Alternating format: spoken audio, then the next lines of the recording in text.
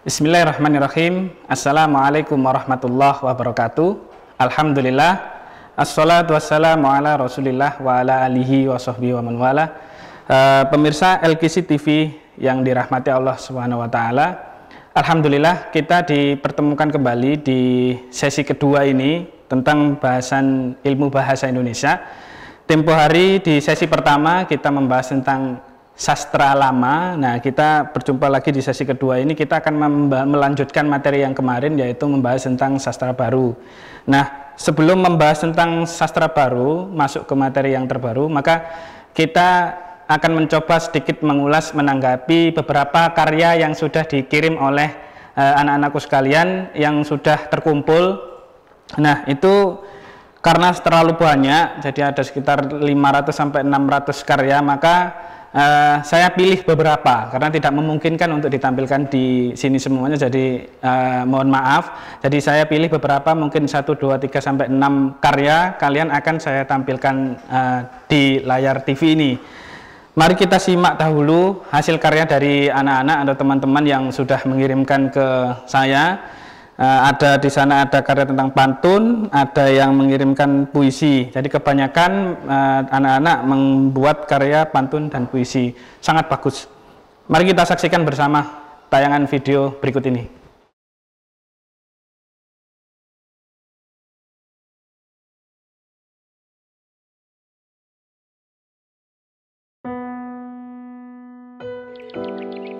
Ada jalan yang teramat jauh dalam perjalananku. Siapapun bisa terjatuh, tenggelam ke dalam kekecewaan. Belajar berteman dengan kesabaran, sakit, sulit. Memang, karena surga tidaklah mudah. Membeli kalung dan juga anting, jika dipakai terlihat mengkilap. Kepada Allah tempat bergantung, kepada Nabi tempat mengucap.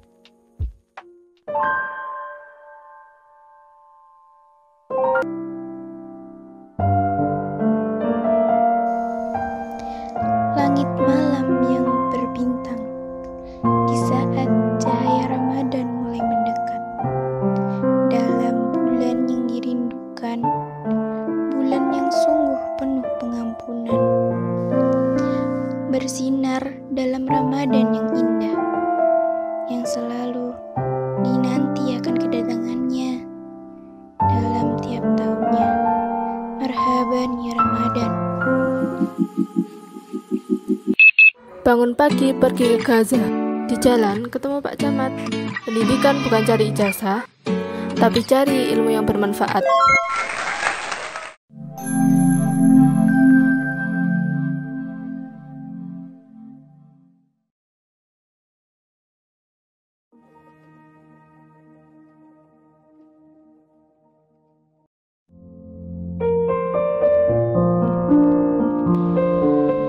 Mentari yang siap menyambut sebuah senyuman. Tak ada malam yang melawan akan terbitnya mentari. Tak ada masalah yang melawan untuk sebuah harapan. Baik, sudah kita saksikan bersama tayangan beberapa video karya anak-anakku sekalian yang sudah dikirim. Tadi ada sekitar 5 sampai 6 video. Nah, beragam, jadi ada yang pantun, sudah cukup bagus, sangat bagus bahkan, karena sudah dikemas dengan aplikasi. Ada yang menggunakan animasi, jadi sangat bagus. Ada yang menggunakan dengan latar pemandangan alam, kemudian intonasi puisi, itu sudah ritme, itu sudah digunakan oleh penulis, oleh anak-anakku sekalian. Kemudian rimanya itu sudah masuk, dan pesan-pesan yang terkandung di dalam puisi tersebut itu sangat-sangat menyentuh sekali, karena sesuai tema di bulan ini, yaitu kita sambut dengan bulan Ramadan ini dengan kebahagiaan, seperti itu. Nah, baik, dari hasil puisi dan pantun tadi, kita sudahi untuk yang refleksi materi yang kemarin, jadi tugas-tugas yang kemarin. Kita sekarang akan masuk ke sesi berikutnya, yaitu membahas tentang sastra baru. Di bahasan sastra baru ini, itu kita nanti akan membahas setidaknya ada 4 hal pokok, yaitu tentang puisi baru, kemudian yang kedua ada membahas tentang drama, yang ketiga ada membahas tentang novel, yang keempat membahas tentang cerpen. Kita bahas satu persatu. Kemungkinan ini akan secara teori, nanti di akhir video ini akan saya munculkan tayangan tayangan teks puisinya, contoh puisinya, kemudian kita kupas sesuai dengan materi yang saya sampaikan hari ini. Diawali dari yang pertama, ini tentang puisi baru. Yang pertama puisi baru. Kalau yang kemarin di sesi 1 videonya kita membahas puisi lama, ini puisi baru. Puisi baru tentunya memiliki perbedaan yang sangat signifikan dengan yang puisi lama yang ada di sastra lama. Puisi lama termasuk pantun, gurindam, syair. Nah, kalau di sana kemarin kita pelajari sudah bahwa ada aturan-aturan tertentu, kemudian ada syarat-syarat tertentu, bait itu rima, kemudian lariknya, kemudian baitnya, barisnya, itu mereka terikat oleh aturan atau kaidah. Sedangkan untuk di puisi baru ini itu tidak. Nah, itu yang membedakan antara puisi lama dan puisi baru yang paling signifikan. Selain daripada isi, kita bisa melihat di situ. Kemudian kita nanti untuk definisi kita simpulkan di akhir. Jadi kita lihat dulu apa saja yang ada di dalam bahasan puisi itu. Yang pertama nanti kita akan membahas tentang unsurnya, unsur yang membangun sebuah karya puisi. Apa saja? Ada 2, ada unsur intrinsik, ada unsur ekstrinsik. Nah, di unsur intrinsik ini itu di puisi itu mencakup beberapa hal. Ada yang namanya diksi, ada yang namanya citraan atau imaji, ada yang namanya majas, ada yang namanya rima, ada yang namanya ritme, ada tema. Jadi dalam sebuah puisi itu setidaknya di unsur intrinsiknya atau unsur yang membangun yang ada di dalam karya itu sendiri, itu ada beberapa hal yang mencakup diksi, citraan, majas, rima, ritme, tema. Sedangkan kalau untuk unsur ekstrinsik, kita bisa lihat dari namanya saja, ekstrinsik artinya di luar. Berarti satu hal atau suatu hal yang membangun karya puisi itu sendiri, yang itu ada di luar karya. Siapa itu atau apa itu? Yaitu semua hal yang berkaitan dengan penulis, aspek yang berhubungan dengan penulis. Kita bahas satu persatu unsur intrinsik yang ada di puisi. Yang pertama diksi, kita awali dengan diksi. Apa itu diksi? Kalau kita perhatikan ketika kita membuat sebuah puisi, kalau puisi itu hanya untaian kata dan kalimat, maka sebenarnya itu tidak bernilai estetika. Tetapi kalau kita menggunakan pilihan-pilihan kata yang menarik, yang indah, nah maka itu akan menjadi daya tarik tersendiri dan menjadi poin atau nilai tersendiri bagi sebuah karya sastra tersebut, khususnya puisi. Sering kita jumpai bahwa puisi kalau misalkan sang penulis itu membuat dengan pilihan-pilihan kata yang menarik, maka kita akan merasa tersentuh kemudian terbawa emosinya.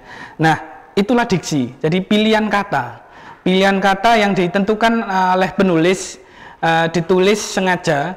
Ya mungkin kalau kita pemula, mungkin kita asal menulis rangkaian demi rangkaian, kemudian kalimat demi kalimat, kata demi kata. Setelah itu kita baca ulang. Kita baca ulang mana yang perlu diganti, maka kata itu kita ganti dengan kata yang lebih menarik, kata yang bernilai estetis tinggi. Nah, seperti itu. Itu untuk diksi. Nanti kita akan ulas contohnya di akhir video ini. Kemudian yang citraan. Citraan itu apa? Atau imaji. Citraan itu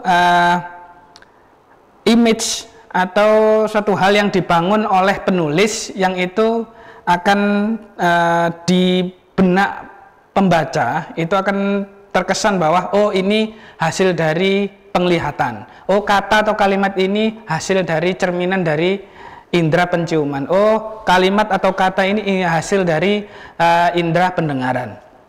Contoh sederhana yang mudah kita pahami, misalkan di sebuah syair lagu ada mungkin kalau kita di TK dulu, tik tik tik bunyi hujan di atas genting. Nah, itu mungkin lagu saya kurang menarik ya. Tapi yang saya lihat di sini adalah lariknya atau syairnya. Tik tik tik bunyi hujan. Nah, kalau kita tanya ke pembaca atau pendengar, maka image yang terbangun di situ adalah image bunyi, tik tik tik bunyi hujannya. Jadi itu ditangkap oleh indera pendengaran, bukan indera penglihatan. Sehingga apa citraan yang dikandung pada kalimat puisi tersebut, citraan yang dikandung di sana adalah citraan pendengaran. Seperti itu untuk contoh mudahnya. Apakah masih banyak lagi? Sangat banyak untuk citraan karena ada 5 indera. Ada pendengaran, penglihatan, penciuman, peraba, perasa, dan lain-lain.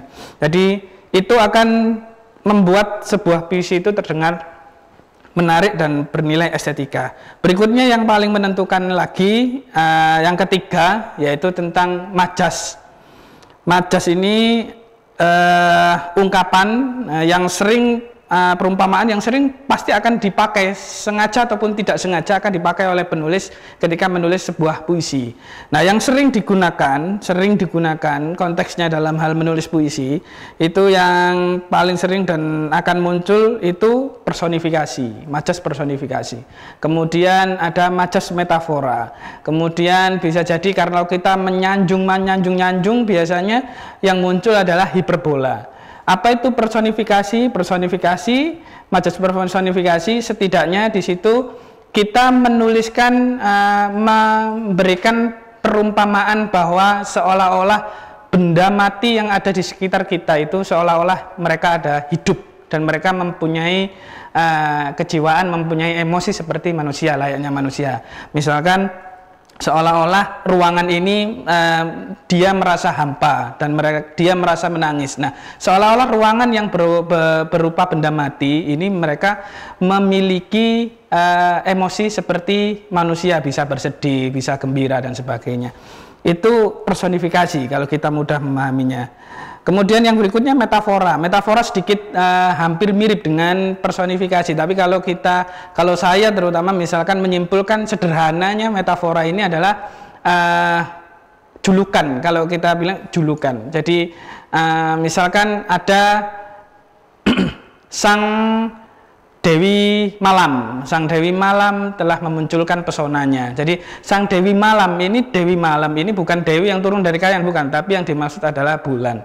Sehingga ini adalah sebuah julukan yang diberikan kepada benda mati seolah-olah dia juga hidup. Ya, hampir mirip definisinya dengan personifikasi, tetapi kalau personifikasi itu benda mati yang memiliki emosi, sedangkan kalau metafora itu semacam nama atau julukan yang diberikan oleh penulis kepada benda-benda yang mati. Banyak yang lainnya, misalkan raja hutan, kemudian seorang raja yang notabene-nya dia adalah sosok manusia harusnya yang hidup, kemudian disandingkan dengan bukan di kerajaan tetapi di hutan, sehingga yang dimaksud di sana raja hutan adalah singa dan seterusnya. Ada banyak contoh lain. Kemudian yang keempat adalah rima.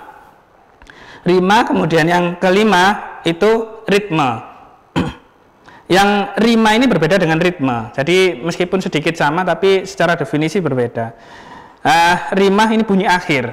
Di puisi baru itu tidak terlalu diperhatikan, tetapi ini akan berpengaruh terhadap keindahan bunyi akhir rima itu. Kemudian kalau ritme itu intonasi. Nah, dari sisi 5 diksi, citraan, kemudian sampai pada ritme, saya lihat dari karya teman-teman yang sudah dikirim ke kami, ke saya terutama, yang saya lihat itu sudah banyak. Jadi sudah mengandung ritmenya, intonasi ketika membaca puisinya itu sudah menarik, ketika sedih itu bagaimana, kemudian ketika ada kalimat yang itu mengungkapkan rasa kegembiraan itu sudah berbeda. Artinya anak-anak mulai kelas 7 sampai kelas 11 saya lihat sudah bagus dalam menyampaikan puisi yang sudah ditulisnya. Yang terakhir itu unsur intrinsik adalah tema. Unsur tema ini ruang lingkup keseluruhan yang dibicarakan dalam sebuah karya atau puisi. Nah, seperti itu. Yang berikutnya itu tadi adalah unsur intrinsik. segala sesuatu yang membangun, mewujudkan yang ada di sebuah karya itu sendiri. Kemudian yang kedua, unsur ekstrinsik, yaitu unsur yang membangun atau suatu hal yang membangun yang ada di luar karya. Apa itu? Semua hal yang berkaitan dengan penulis. Kalau saya boleh simpulkan, semua hal yang berkaitan dengan penulis. Penulis apa? Ya, penulis karya itu sendiri. Kalau misalkan saya sebagai penulis puisi, maka unsur intrinsiknya ada di dalam karya puisi itu, semua hal. Kalau yang unsur ekstrinsiknya, maka semua hal yang berpengaruh yang ada di dalam diri penulis saya. Contoh misalkan antara unsur ekstrinsik, biografi penulis salah satu contohnya, atau latar belakang penulis, mungkin akan berbeda ketika seseorang yang berlatar belakang atau memang hobinya atau bahkan mungkin expertnya dalam bidang sastra, kemudian seseorang yang melewati proses pendidikan sastra, pembelajaran, mungkin akan berbeda hasilnya. Nah, ini pengaruh ini ya, termasuk latar belakang penulis ini menjadi unsur ekstrinsiknya. Kemudian bisa kita contohkan lagi, misal ketika ada sebuah bencana. Nah, ini contoh yang sering saya berikan ke anak-anak. Ketika ada bencana mungkin, kemudian kita datang ke sana, kemudian meminta warga atau anak-anak, kita menghibur anak-anak dalam rangka menghibur anak-anak, kita meminta mereka untuk mengungkapkan isi hatinya mereka. Ketika mereka mengungkapkan isi hati, maka yang tercurahkan di sana bisa jadi yang sering muncul adalah kesedihan, kemudian tragedi, haru dan sebagainya.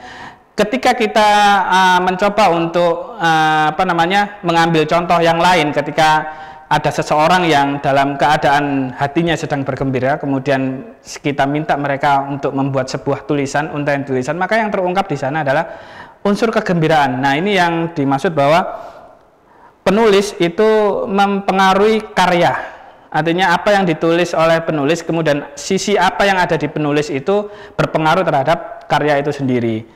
Sehingga latar belakang, kemudian lingkungan yang ada di seorang penulis, kemudian latar pendidikan, itu semuanya berpengaruh, genre, itu semuanya berpengaruh terhadap usia penulis, itu berpengaruh terhadap karya. Nah, itu untuk puisi. Jadi beberapa hal yang saya sampaikan tadi bisa kita simpulkan kalau kita melihat tadi di unsur intrinsik di karya itu ada diksi, ada pilihan kata. Ketika kita membuat sebuah karya yang supaya dia masuk di kategori sastra, maka dia harus bernilai estetika. Jadi ada rima, ada ritme yang akan membedakan dengan tulisan-tulisan yang lain. Ada citraan, ada majas yang digunakan di sana, sehingga berbeda dengan kita asal tulis, kemudian kita format tulisan kita rubah tulisan kita konversi menjadi ke puisi, itu akan berbeda. Karena sebuah puisi harus mencakup minimal beberapa hal yang unsur intrinsik yang ada yang sudah saya sebutkan tadi. Nah, sehingga bisa kita simpulkan bahwa puisi itu sebenarnya sederhananya jika kita bahasakan adalah untaian kata atau kalimat yang itu dicurahkan. Jadi saya contohkan tadi yang dicurahkan oleh seorang penulis itu yang mengandung nilai-nilai estetika dan menggunakan pilihan-pilihan kata tertentu sehingga unsur keindahannya akan muncul. Nah, baik itu secara definisi secara sederhana dari penyimpulan dari beberapa rangkaian materi yang sudah saya sampaikan. Baik, anak-anakku sekalian, pemirsa LGC TV yang dirahmati Allah Subhanahu wa taala. Kita lanjutkan ke sesi berikutnya, sesi 2, yaitu pembahasan tentang drama. Drama di sana juga sama, tidak jauh berbeda dengan puisi. Jadi sebenarnya secara global itu semua karya sastra, baik itu puisi, drama, cerpen, kemudian novel, itu mereka memiliki unsur intrinsik dan unsur ekstrinsiknya dengan kriteria yang berbeda-beda. Nah, sekarang kita akan mengenal apa itu drama. Yang pertama sama, jadi nanti kita akan simpulkan definisi drama itu di akhir secara induksi. Jadi ini kita akan bahas terlebih dahulu struktur drama, kemudian unsur intrinsiknya, kemudian ada unsur ekstrinsiknya, kemudian mungkin nanti sedikit membahas tentang jenis-jenis drama yang perlu kita ketahui. Di awal perlu kita ketahui, perlu kita kenal terlebih dahulu struktur tentang drama. Jadi di dalam drama itu sendiri yang berbentuk dialog antara 2 atau 3 orang atau lebih.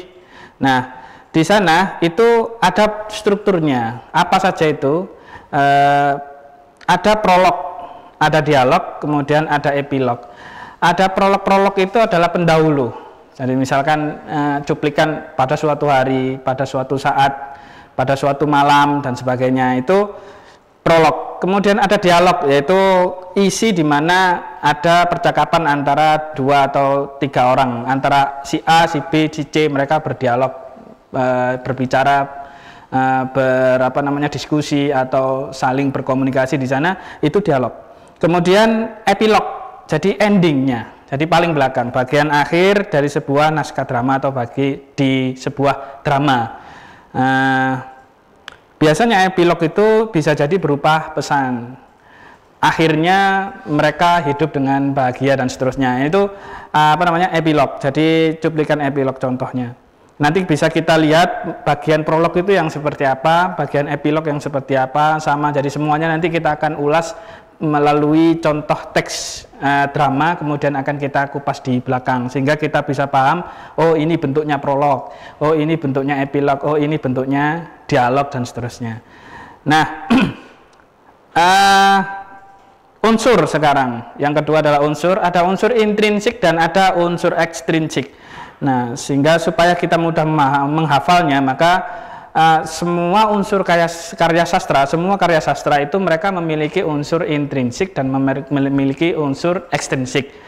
Unsur intrinsiknya mereka hampir sama, bahkan secara definisi pun ya sama. Jadi kalau kita misalkan memahami unsur intrinsik puisi tadi, apa sih intrinsik itu?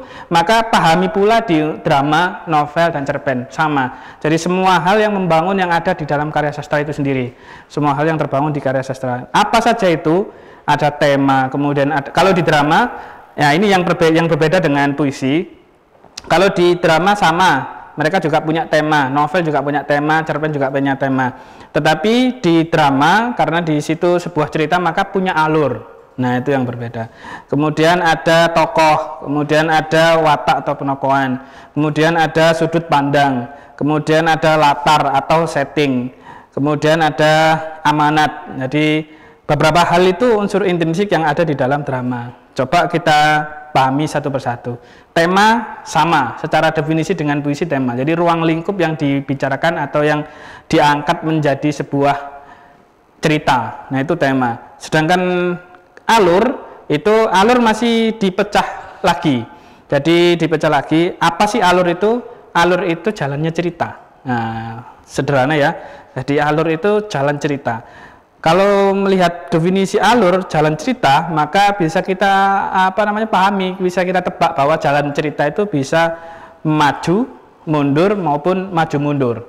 Jadi ada alur maju, ada alur mundur, ada alur maju mundur. Alur maju itu yang seperti apa sih, Pak? Alur maju itu yang sistematika ceritanya itu berurutan. Bisa kita bayangkan, kita coba membayangkan tayangan-tayangan drama atau film yang biasa kita lihat di TV ataupun mungkin bisa kita lihat di YouTube dan sebagainya, atau di video atau mungkin pentas drama. Itu mereka diawali dari orientasi atau tahap pengenalan, kemudian muncul pengenalan tokoh, setelah itu muncul antagonis, kemudian setelah muncul antagonis mereka muncullah tahap konflik, setelah tahap konflik muncul kemudian ada semacam peredam, setelah itu sampai kepada penyelesaian masalah. Jadi runtut, proses ini runtut. Itu kalau alur maju. Berbeda lagi kalau misalkan alur mundur. Nah, ini berbeda. Sehingga kalau kita lihat alur mundur, kalau maju itu seperti itu alurnya, runtutannya, maka kalau alur mundur itu nanti diawali dari bisa jadi langsung misalkan bercerita tentang biografi seseorang. Jadi ketika ada film atau tayangan video yang itu berbicara tentang biografi seseorang, maka biasanya itu akan muncul dahulu cuplikan di mana dia sukses, kemudian diruntut ke belakang bagaimana prosesnya seorang ini bisa menjadi sukses. Nah, ini alur mundur ditarik ke belakang sehingga akan menceritakan kehidupannya, proses kehidupannya dari awal. Nah, bagaimana itu sampai pada puncaknya, terakhir dia sukses. Nah, itu kalau di biografi. Kalau di film itu biasanya kita sering menyaksikan tayangan-tayangan flashback. Nah, itu apa namanya juga masuk ke alur mundur. Juga tidak sedikit pula yang apa namanya film yang juga menggunakan model seperti itu. Mati, kemudian hampir mati, sakaratul maut, kemudian cerita belakang, flashback ke belakang. Nah, itu juga banyak. Kemudian yang alur jenis yang ketiga, alur maju mundur ya. Mungkin ini yang jarang kita temui mungkin untuk di cerita-cerita yang biasa ya, seperti sinetron atau yang lainnya. Nah, tapi sering pula kita jumpai. Jadi cenderungnya alur ini maju, artinya diawali dari proses pengenalan, kemudian munculnya apa namanya konflik atau protagonis atau antagonis muncul, kemudian muncul permasalahan setelah itu dan seterusnya. Tapi di tengah permasalahan ini muncul ini, itu ada flashback. Nah, ada flashback, ada cerita mundur, kemudian maju lagi, kembali lagi ke apa namanya sesi waktu konflik tadi, kemudian sampai ke penyelesaian. Jadi itu model jalan cerita yang menggunakan alur maju mundur. Nah, berikutnya itu ada unsur intrinsik yang ketiga, yaitu tokoh atau pemain yang ada di drama atau cerita. Jadi tokoh ini kalau dilihat dari bagaimana atau perannya dia, maka ada tokoh utama, ada tokoh kedua, ada mungkin ada juga istilah tokoh sampingan. Nah, itu tokoh ya berdasarkan pemerannya. Kemudian ada watak atau penokohan. Kalau watak ini masih ada terbagi lagi. Jadi ada yang kalau kita membayangkan sebuah film, itu ada yang bermain sebagai atau mereka memiliki karakter baik. Mereka memiliki karakter yang bijaksana. Kemungkinan ada juga yang dia memiliki karakter yang jahat, dia bertentangan dengan yang baik tadi, sehingga memicu munculnya konflik. Kemudian ada yang di sana berperan sebagai penengah, melerai, kemudian menengahi ketika ada konflik. Nah, ada 3 posisi itu. Nah, di drama itu ada namanya, ada kalau yang baik, tokoh yang baik itu protagonis namanya. Kemudian kalau tokoh yang melawan arus tokoh baik tadi, artinya bertentangan dengan tokoh baik tadi, itu namanya antagonis. Ya, cenderung kita sebutnya adalah tokoh yang jahat. Kemudian di ketiga ada tokoh penengah. Nah, kan ada tokoh yang istilahnya di situ namanya tritagonis. Tritagonis bukan berarti dia punya karakter baik dan buruk, enggak. Jadi dia sebagai penengah. Kalau kita biasanya saksikan ada mungkin di sebuah film atau tayangan sinetron misalkan, di sana ada sosok yang menengahi muncul ketika ada konflik terjadi. Ya mungkin seorang ustadz atau mungkin seorang guru atau mungkin polisi atau warga masyarakat. Jadi sosok penengah. Nah, itu atau mungkin sahabat itu juga bisa. Jadi itu sosok penengah kalau tritagonis. Baik, itu di tokoh. Kemudian ada watak tadi, kemudian berikutnya ada sudut pandang. Sudut pandang ini ada sudut pandang orang pertama, ada sudut pandang orang ketiga. Sudut pandang orang kedua tidak lazim digunakan di sebuah cerita drama. Sudut pandang orang pertama itu sederhananya kita memahami atau melihat bahwa jalan cerita ini menggunakan sudut pandang orang pertama. Itu bisa kita lihat dari subjek yang ada di situ. Kalau di situ di cerita itu menggunakan unsur keakuan atau aku, saya, maka bisa kita simpulkan bahwa cerita ini menggunakan sudut pandang orang pertama. Karena seolah-olah penulis itu menggiring pembaca seolah-olah sayalah yang menjalani cerita ini atau penulislah yang menjalani cerita ini dan dia bercerita. Kalau misalkan yang berikutnya untuk yang sudut pandang orang ketiga itu penulis mengesankan seolah orang lain yang ada di dalam cerita itu. Orang ketiga berarti menggunakan pronomina dia atau mungkin mereka. Nah, bisa jadi sebuah nama atau inisial. Nah, itu seolah-olah penulis mengimagekan atau menggambarkan bahwa pelaku yang ada di cerita itu adalah orang lain, bukan penulis. Nah, baik itu untuk sudut pandang. Berikutnya ada yang namanya latar atau setting. Jadi latar ini tempat. Jadi ada 3. Ada latar waktu, ada latar tempat, ada latar suasana. Jadi kalau tempat ya sederhana, kita lihat ya pokoknya ada unsur keterangan dari, maka di sana akan mewujudkan keterangan tempat. Jadi itu salah satu contoh keterangan tempat. Kalau yang untuk keterangan waktu, ketika di sana ada muncul pagi, siang, sore, kemudian jam 7, jam 8, jam 9 dan sebagainya, maka itu adalah unsur keterangan atau latar waktu. Dan ketika berbicara tentang latar suasana, nah ini terkadang sedikit susah bagi kita untuk memahami suasana. Misal suasana ketika kita menerima hadiah maka suasananya adalah gembira. Atau ketika kita mengalami kesusahan maka suasananya adalah sedih atau mungkin bisa jadi haru. Nah, sedangkan kalau untuk misalkan bagaimana suasana hari ini sangat hangat sekali. Nah, ini bukan suasana, tetapi ini adalah cuaca atau iklim. Nah, ini terkadang suasananya dingin, ketika malam hari suasananya dingin. Nah, mungkin yang lebih tepat bukan dingin, tetapi suasananya yang ada di malam hari itu adalah sunyi, nah dan sebagainya, atau mungkin sunyi senyap dan sebagainya. Nah, itu suasana. Jadi terkadang kita kesulitan untuk membedakan antara suasana dan cuaca ketika di konteks sebuah cerita. Nah, itu untuk unsur intrinsik. Berikutnya ada yang namanya amanat. Amanat ini suatu hal atau pesan yang ingin disampaikan oleh penulis kepada pembaca, sehingga seolah-olah penulis ini ingin mempengaruhi pembaca atau ingin mengajak ke pembaca untuk berpikiran yang sama terhadap apa yang dia sampaikan. Itu amanat, ingin menyampaikan amanat macam-macam, bisa berupa amanat tentang mungkin pendidikan atau mungkin nasihat-nasihat religi atau pesan yang disampaikan dan lain-lain. Banyak sekali, itu tergantung apa yang diinginkan oleh penulis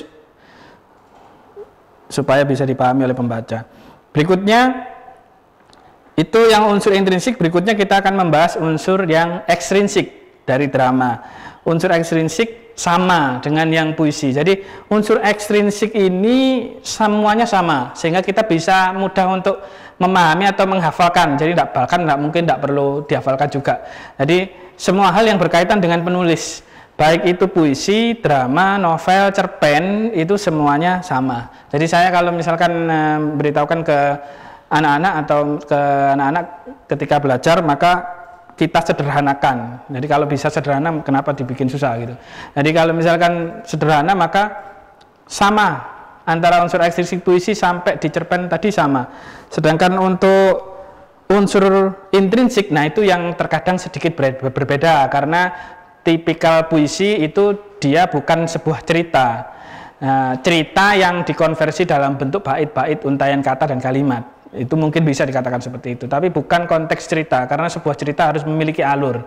Nah, yang nanti akan sedikit sama itu antara drama, novel, dan cerpen. Nah, itu nanti akan unsur intrinsiknya sedikit sama, sehingga ketika pemirsa semuanya yang di rumah atau anak-anakku sekalian khususnya sudah memahami unsur intrinsik yang ada di drama, maka insya Allah untuk novel kemudian cerpen itu mudah dan bisa diambil bahwa wah nanti ini sama, hanya mungkin sedikit nanti yang akan berbeda. Baik, itu unsur intrinsik dan ekstrinsik. Kemudian yang terakhir yang di bagian drama ini ada jenis drama. Mungkin untuk kita kenali, sehingga istilah ini kalau misalkan muncul kita ndak ngeblank. Ada istilah opera, ada istilah tragedi, ada istilah komedi, ada jenis namanya tablo, ada melodrama, ada sendratari. Apa saja itu? Kalau yang namanya opera itu sering kita ndak banyak kita jumpai sebenarnya, bahkan mungkin di pertelevisian juga ndak banyak kita jumpai, tapi itu bukan opera Van Java ya. Jadi ini opera drama yang diiringi musik. Drama yang diiringi musik. Yang sering mungkin justru banyak ditemukan bukan yang dari Indonesia, jadi mungkin dari luar. Jadi penampilan-penampilan drama yang dipentaskan kemudian diiringi musik di sana. Kalau di kita mungkin tidak terlalu banyak sanggar-sanggar yang menampilkan cerita-cerita seperti itu. Di pertelevisian pun tidak banyak. Kemudian tragedi. Nah, ini sesuatu cerita yang tragis. Melihat dari isi tragedi, tragis atau mengenaskan. Kemudian ada tablo. Tablo ini cerita yang dia menggunakan gerakan saja. Nah, gerakan saja. Biasanya kayak misalkan tampilan dari tablo itu hampir sama dengan pantomim ya, gerakan saja. Jadi penonton dipaksa untuk memahami cerita dari pemain yang mengungkapkan ekspresinya melalui gerakan, bukan kata ataupun kalimat. Yang berikutnya ada komedi atau lelucon. Jadi tayangan drama, cerita yang itu berisi tentang hal-hal yang memicu kita atau penonton untuk tertawa, hal-hal yang lucu. Kemudian melodrama. Ada melodrama. Melodrama cenderung kita pahami kalau berbicara melodrama maka sesuatu yang menyedihkan, kemudian haru, begitu ya. Sebenarnya di melodrama ini sendiri definisinya adalah sebuah cerita yang dipentaskan yang diiringi dengan musik melodi. Nah, sehingga karena diiringi musik melodi maka cenderung emosi kita akan ikut, sehingga definisi kita terhadap melodrama, ini melo sekali drama ini, artinya melodrama dia jenisnya.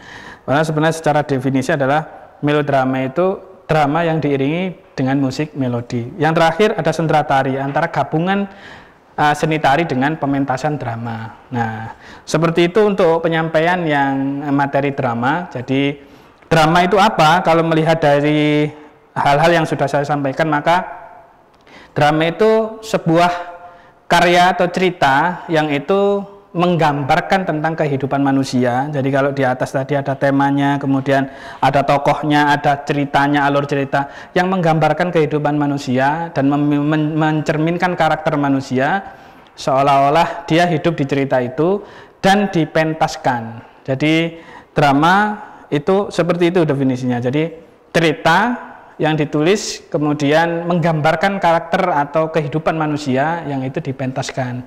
Nah, itu drama dipentaskan atau mungkin ditampilkan dalam bentuk video maupun pementasan, atau bisa jadi mungkin menjadi produk naskah drama juga bisa jadi, karena tidak semua drama dimunculkan dalam bentuk cerita, penampilan cerita atau pentas atau bahkan mungkin tayangan video, tapi bisa jadi sebuah cerita dibuat oleh penulis dalam bentuk naskah tujuannya.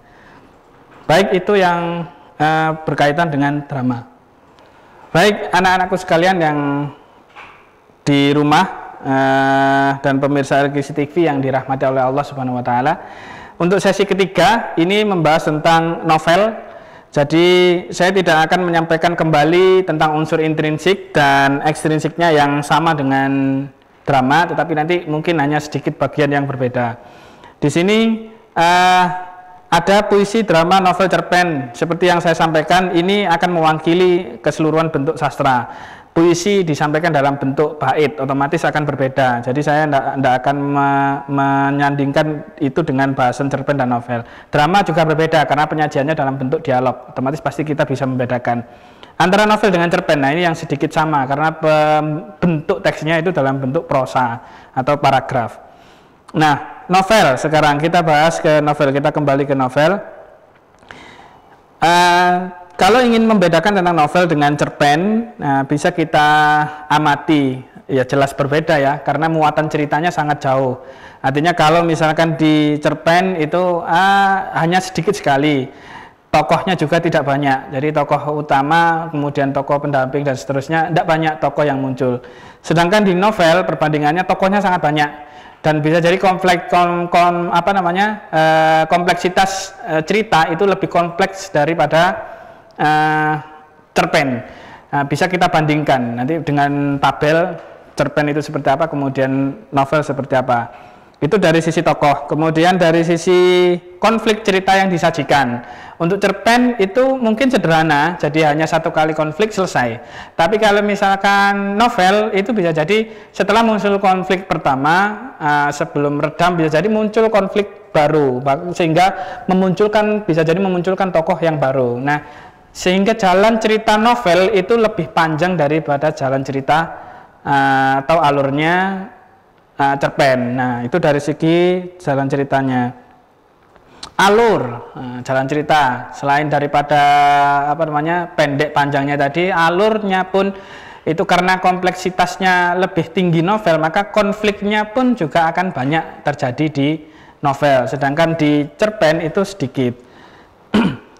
Nah, itu yang membedakan antara novel dengan cerpen yang paling nampak dan bisa mudah kita pahami. Konfliknya panjang, kalau di cerpen konfliknya tidak terlalu banyak, kalau di novel banyak, bisa jadi lebih dari satu kali.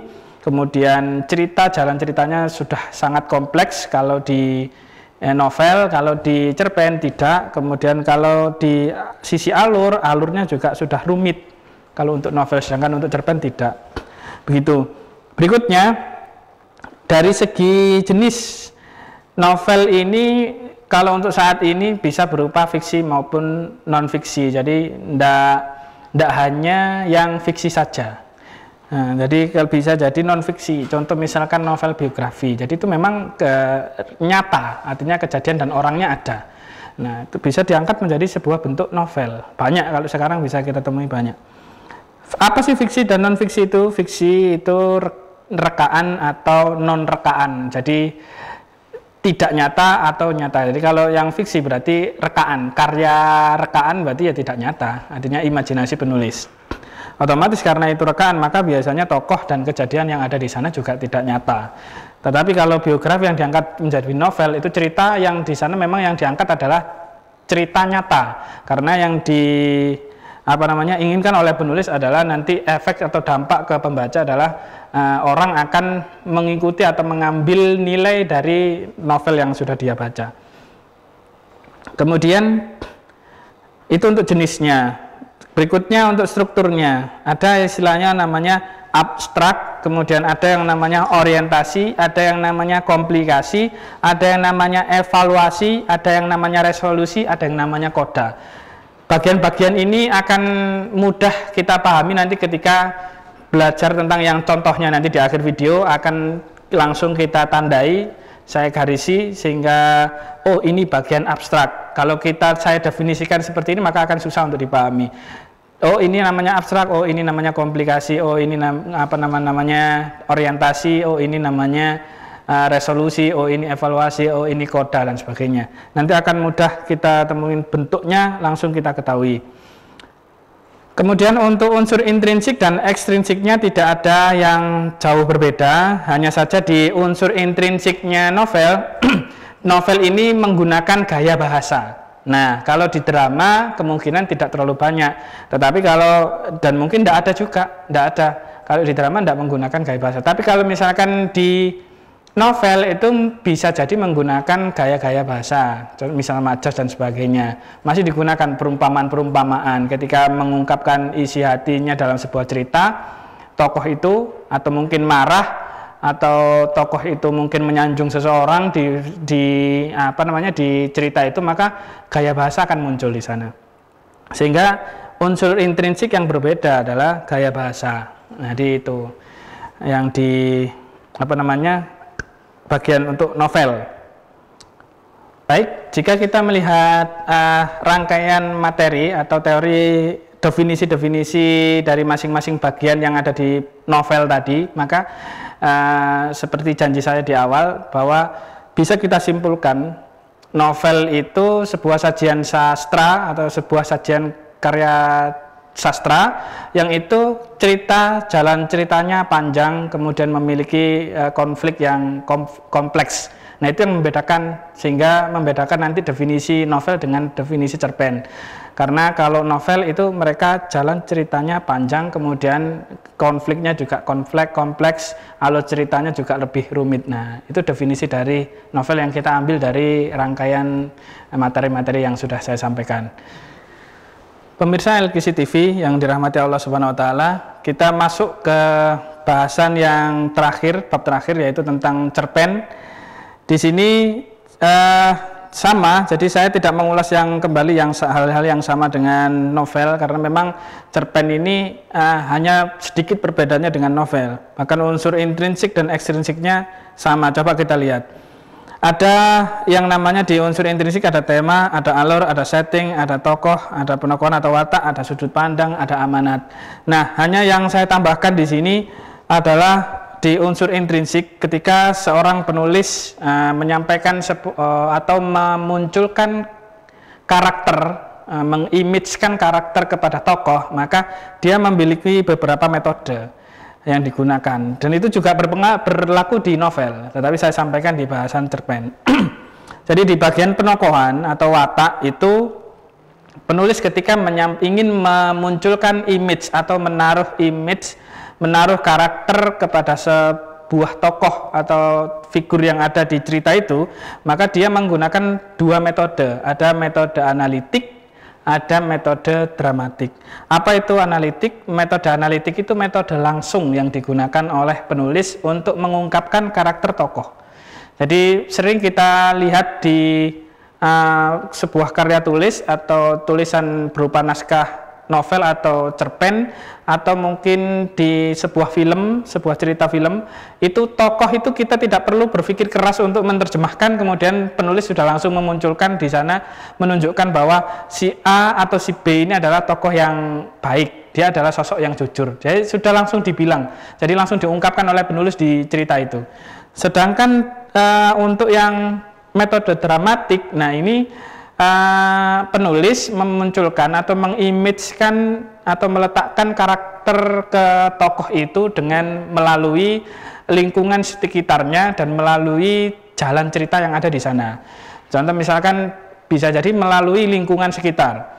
Penulis mungkin tidak langsung menunjukkan karakter tokoh A ini dia adalah sosok yang jahat, tetapi di lingkungan sekitar sikap tokoh A terhadap teman-temannya, misalkan ketika berdialog atau di dalam sebuah cerita itu, ketika bergaul di cerita itu, maka dia menunjukkan karakter jahat. Mungkin dia menyakiti temannya dan sebagainya, atau mungkin berkata kasar dan sebagainya. Itu otomatis pembaca akan menyimpulkan bahwa oh, si A ini adalah tokoh yang jahat. Nah, tapi penulis tidak membuat kesimpulan sendiri di sana. Penulis tidak menuliskan bahwa si A ini adalah tokoh yang jahat, tidak. Nah, itu salah satu contoh. Mungkin kemudian dari dialog yang kasar itu juga menunjukkan bahwa oh, padahal penulis tidak mengimagekan langsung tokoh yang kasar, tidak, tetapi pembaca langsung bisa menyimpulkan dari dialog ini bahasa yang digunakan oleh tokoh B ini bahasa yang sangat kasar, sehingga disimpulkan bahwa oh, ini dia sangat kasar atau mungkin pemarah dan sebagainya.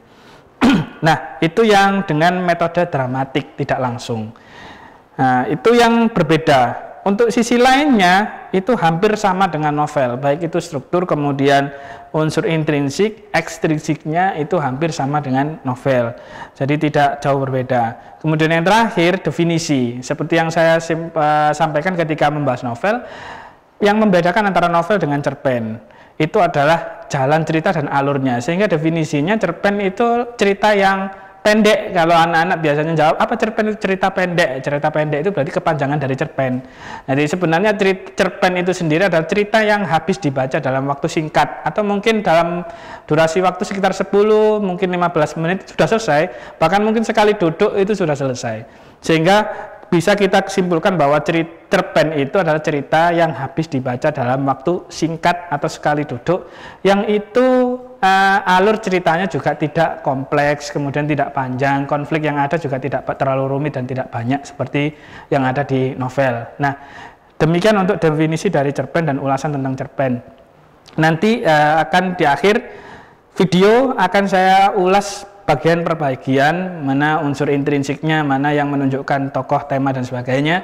Mulai dari puisi, kemudian yang saya sampaikan di awal tadi puisi baru, kemudian contoh puisi baru akan saya ulas, mana diksi, mana yang ini masuk ke citraan, mana majasnya, ini majas apa, kemudian akan saya ulas di tayangan berikutnya juga tentang drama tadi, mana sih yang namanya prolog, mana yang namanya epilog dan sebagainya. Kemudian yang ketiga bahasan tentang novel, nanti di sana unsur intrinsik akan kita garisi, saya tandai sehingga kalian semua yang ada di rumah bisa memahaminya dengan mudah. Kemudian strukturnya yang namanya abstrak itu yang mana, kemudian yang namanya resolusi yang mana, evaluasi yang mana, koda yang mana, sehingga nanti itu akan membantu kalian untuk mendefinisikan sendiri dengan mudah, sehingga itu nanti akan mudah untuk diingat. Kalau definisi itu dari saya maka akan susah untuk diingat, tapi kalau definisi itu terangkai dari kalian sendiri nanti akan mudah untuk dipahami dan diingat.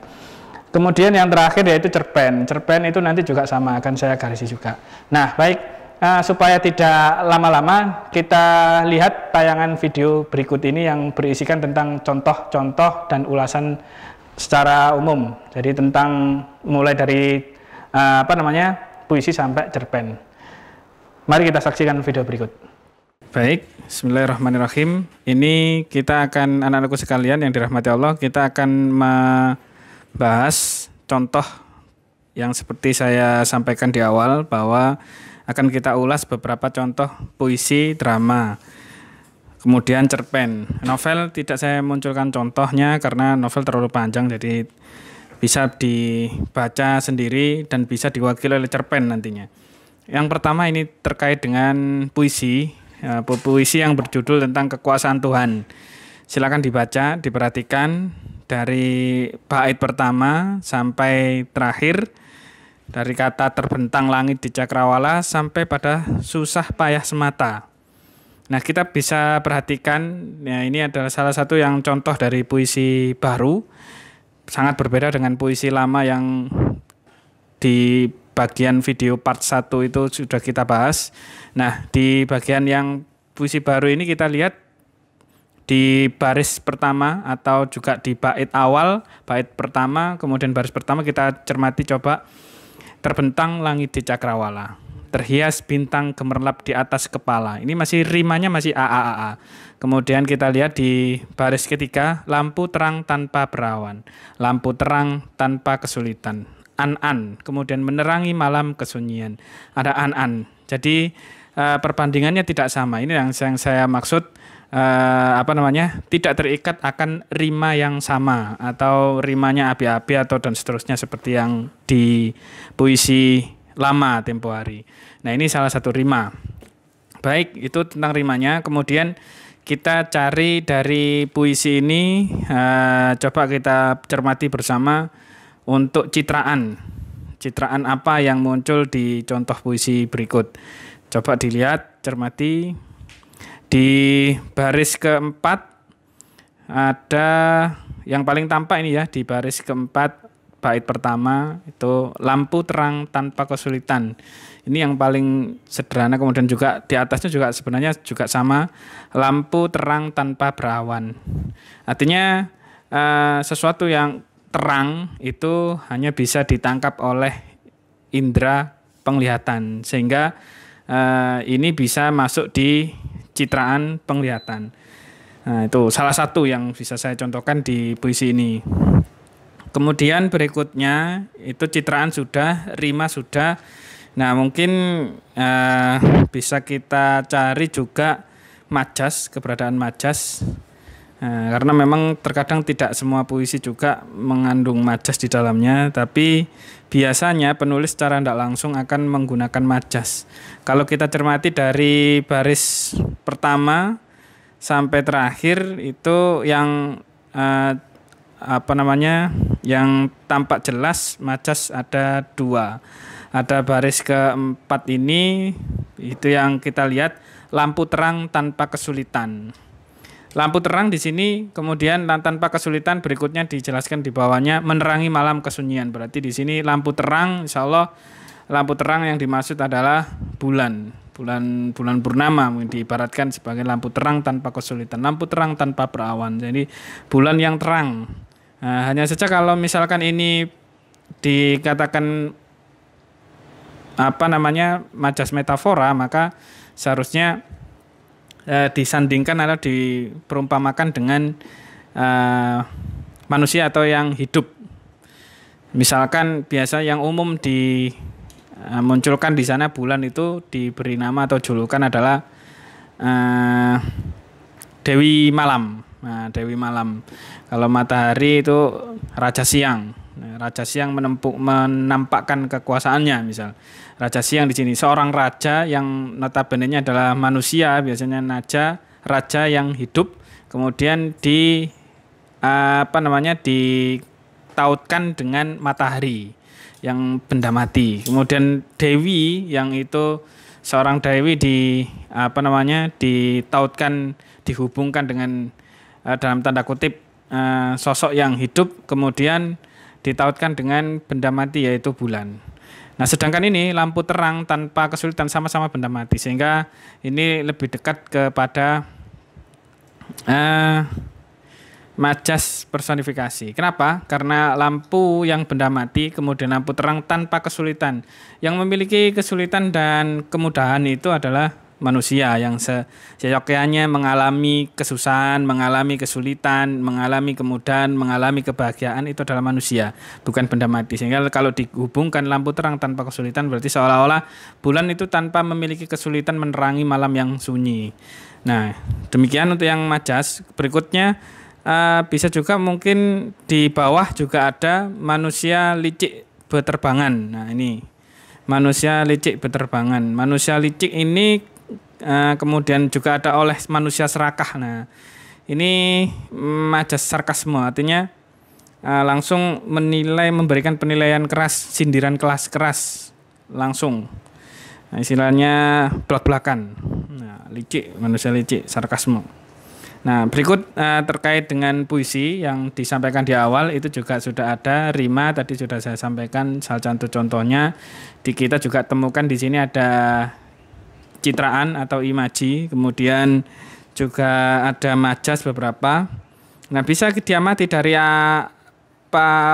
teks pertama, baris pertama sampai terakhir itu semuanya rima paling belakangnya itu tidak terpola. Artinya bisa a, kemudian ii, a lagi, an, kemudian ii, dan seterusnya. Nah, demikian untuk puisi. Kita ganti sekarang ke cerpen. Kita amati contoh cerpen satu ini, saya ambil juga yang berjudul Baik Luar Dalam. Kita cermati untuk di unsur intrinsiknya cerpen. Coba kita baca, silakan.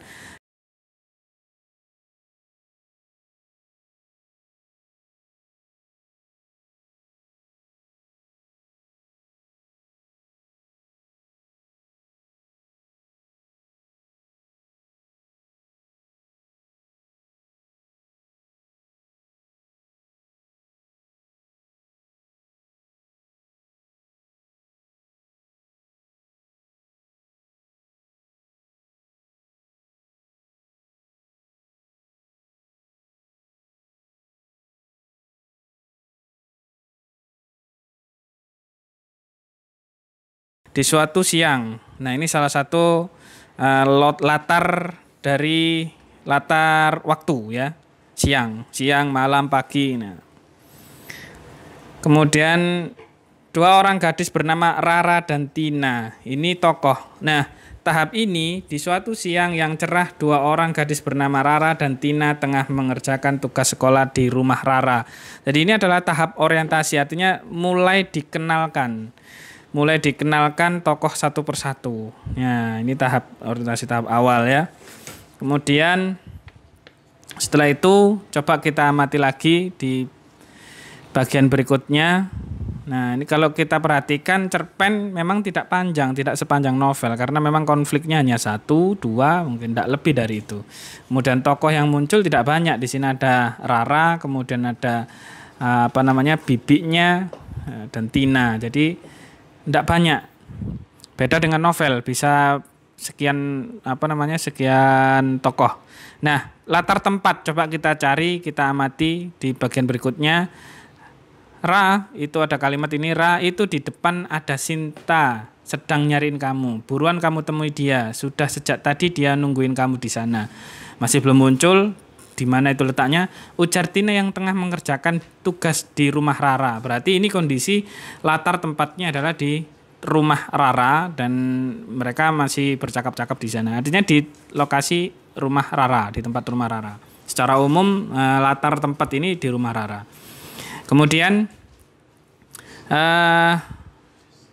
metode sekarang, metode yang digunakan oleh penulis untuk memunculkan untuk memunculkan karakter tokoh. Nah, kira-kira penulis cerpen ini menggunakan teknik apa?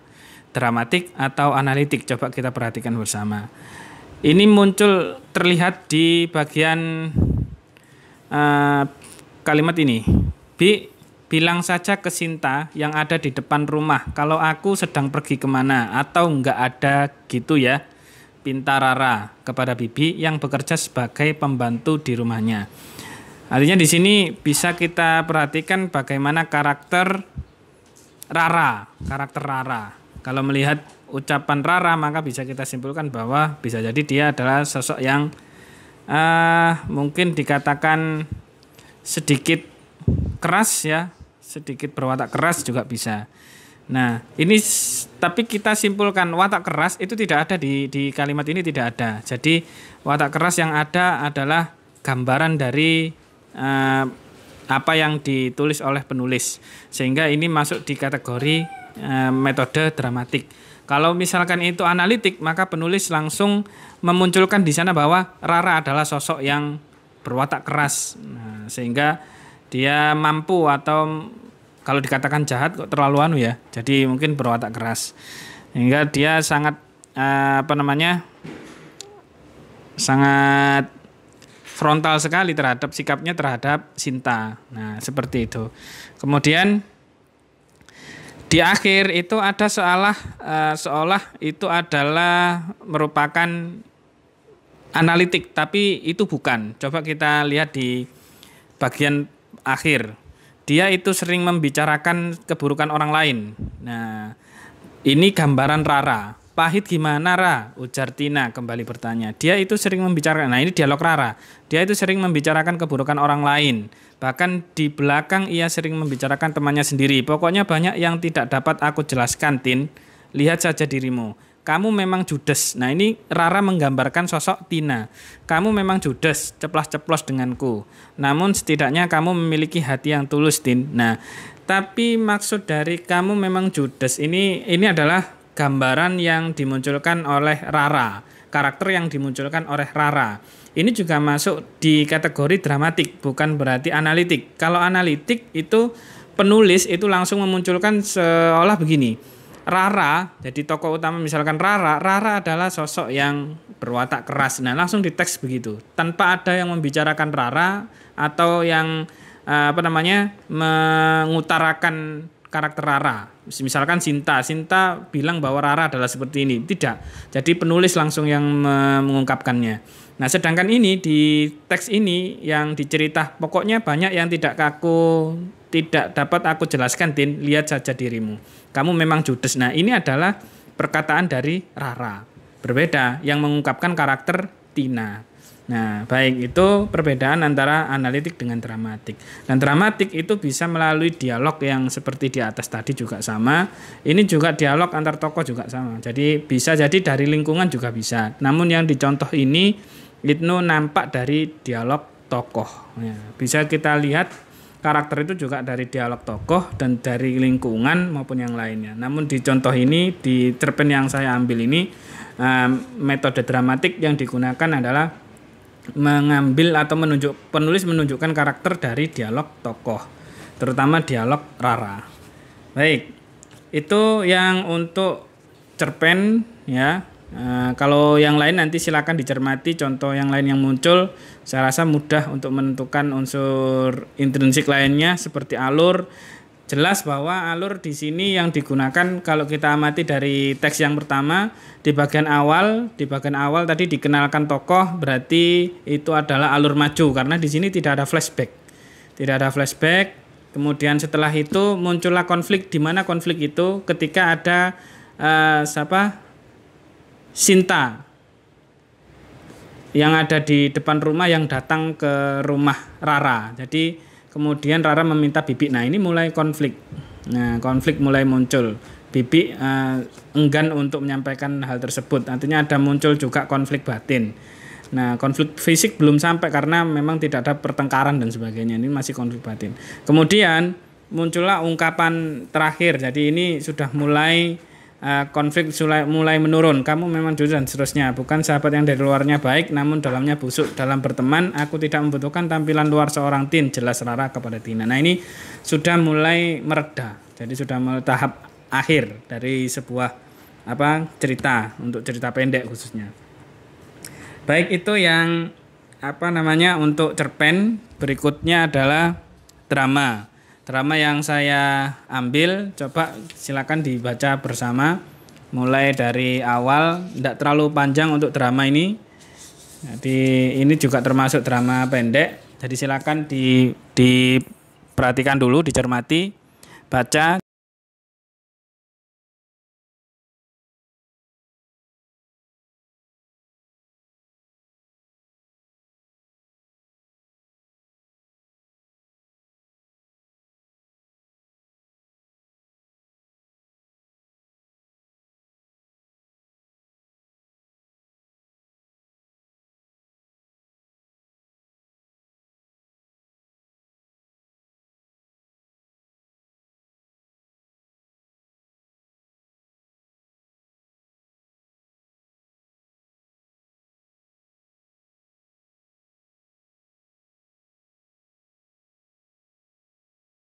Judulnya adalah tentang kejujuran, kemudian pemain tokoh di situ sudah bisa kita lihat. Mungkin ini tokohnya ada guru. Kalau drama mudah, jadi bisa kita lihat siapa yang berdialog di situ. Ada guru, ada Rara, ada Reni, ada Rina. Jadi ada 3 orang siswa, kemudian dan 1 orang guru. Nah, sekarang yang perlu kita cermati di contoh ini ada bagian prolog. Seperti yang saya sampaikan di awal, struktur yang ada di drama itu ada prolog, kemudian ada dialog, ada epilog. Nah, prolog, kalau dialog adalah ada nama, kemudian ada kalimat yang disampaikan di situ atau perkataan yang disampaikan, nah itu dialognya. Bagian prolog adalah seperti ini: dalam suasana belajar mengajar di dalam kelas dan sedang dilakukan ulangan mendadak serta mengumpulkan tugas. Ini gambaran awal. Jadi awal mula openingnya, awal mula pembukanya sebuah cerita. Nah, bisa jadi kadang juga pada suatu malam atau di suatu sore, ada di malam yang senja, di suatu desa dan seterusnya. Malam yang sunyi di suatu desa. Terjadi begini. Nah, itu gambaran ya untuk prolog. Kemudian muncullah dialog dan seterusnya. Nah, berikutnya yang mungkin bisa kita ambil selain dari tokoh kemudian dan yang lain-lainnya, ada juga di sini bagian untuk perwatakan. Nah, ini sama. Jadi cara penyampaian watak tokoh itu juga tidak secara langsung. Jadi di sini juga menggunakan metode dramatik. Seperti di bagian Rina, maaf Pak kalau saya jujur, apakah kalau saya berkata jujur maka Bapak akan memaafkan saya? Guru bilang tentu. Kemudian Rina, saya mendapatkan materi untuk tugas karya tulis. Bagian ini adalah bagian di mana karakter Rina muncul. Jadi Rina adalah seorang yang jujur, meskipun di awal mereka enggan untuk berbicara. Tetapi akhirnya dia berusaha untuk bisa berkata jujur. Kemudian Reni pun juga sama. Reni bisa dikatakan juga seperti itu karena kita lihat di bagian Reni ketika sudah dipanggil oleh Pak Guru, ya Pak, maafkan saya Pak, Rara bilang dia tidak mengerti tugas dari Bapak, terlebih dia bilang dia tidak bisa mencari tugas tersebut dari internet karena dia tidak punya uang untuk ke warnet. Nah, ini juga sama, kalimat jujur, ungkapan jujur yang disampaikan oleh Reni karena dia yang mengerjakan tugas, tapi tugas dikerjakan bukan dengan caranya sendiri, tapi dia copy paste dari internet. Nah, ini gambaran dari contoh drama pendek. Sayangnya drama yang saya ambil ini tidak ada contoh epilog, jadi yang ada muncul prolog. Memang terkadang juga ada, tidak ada epilognya. Tapi biasanya di sini ada penutup cerita. Kalau drama itu memang yang bagus adalah dia ada penutup cerita, sehingga apa ending dari cerita antara Rara, Rina, Reni, dan guru. Sehingga mungkin pada akhirnya, misal kalau saya boleh melanjutkan, pada akhirnya guru pun memaafkan Rara dan Rina terkait dengan kesalahannya, dan juga Reni. Meskipun dalam hal tersebut mereka juga harus tetap menebus kesalahannya dengan cara membuat tugas karya tulis secara ulang, ada berulang. Artinya dia menyetorkan. Nah, itu bisa jadikan epilog. Nah, manfaat kemudian makna yang bisa diambil juga sama, pesan yang disampaikan oleh penulis. Nah, itu juga sama, intrinsik atau amanat yang disampaikan di sini bahwa kita harus jujur dan sebagainya. Nah, ini juga ada. Nilai yang ingin ditanamkan juga sama, artinya nilai tentang kejujuran. Nah, itu bisa jadi seperti itu. Nah, untuk nilai tokoh, watak, kemudian alur itu juga sudah disampaikan di sini. Alur ini juga termasuk yang maju juga, karena diawali dari guru, kemudian satu persatu siswa mengumpulkan, mulai bermunculan tokoh satu persatu, kemudian muncullah konflik di mana guru menemukan hasil karya atau pekerjaan yang sama, kemudian mereka ditanyai masih diam, kemudian sampai pada tahap mereka berusaha untuk jujur, kemudian mereka dengan jujur mereka berani bertanggung jawab dengan kesalahannya. Ini termasuk sudah langsung bagian penutup. Nah, itu yang bisa saya sampaikan, seperti yang saya jelaskan di awal bahwa kalau novel itu terlalu panjang, jadi jika diungkapkan itu nanti habis waktunya. Jadi bisa dibaca sendiri untuk novel, namun bagian novel tidak jauh berbeda dengan cerpen, sehingga masih sama, tidak jauh berbeda ya. Baik, alhamdulillah anak-anakku sekalian dan pemirsa LKC di rumah yang dirahmati Allah Subhanahu wa taala, kita sudah sampai di penghujung acara di LKC e-learning ini. Sama seperti dengan video yang sebelumnya di part 1, di bagian 1 sastra lama. Jadi di sastra baru ini untuk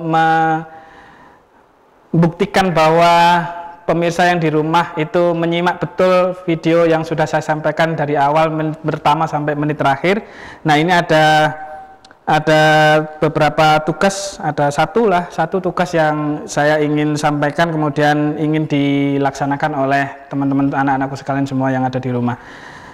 Baik, ini kaitannya dengan menghubungkan antara ayat Al-Quran yang berisi tentang puisi. Jadi ada ada 2 ayat insya Allah yang saya temukan di Al-Quran yang itu berkaitan dengan tema hari ini yang kita bahas, yaitu tentang puisi. Nah, nanti coba dikaitkan ayat tersebut dengan bahasan hari ini. Tentunya anak-anak semua yang ada di rumah pasti bisa. Nah, baik, saya bacakan ayatnya. A'udzubillahi minasyaitonirrajim. Bismillahirrahmanirrahim.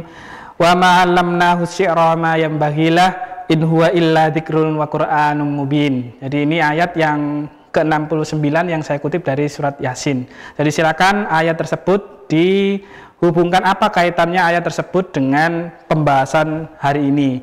Anak-anakku sekalian pasti bisa yang ada di rumah.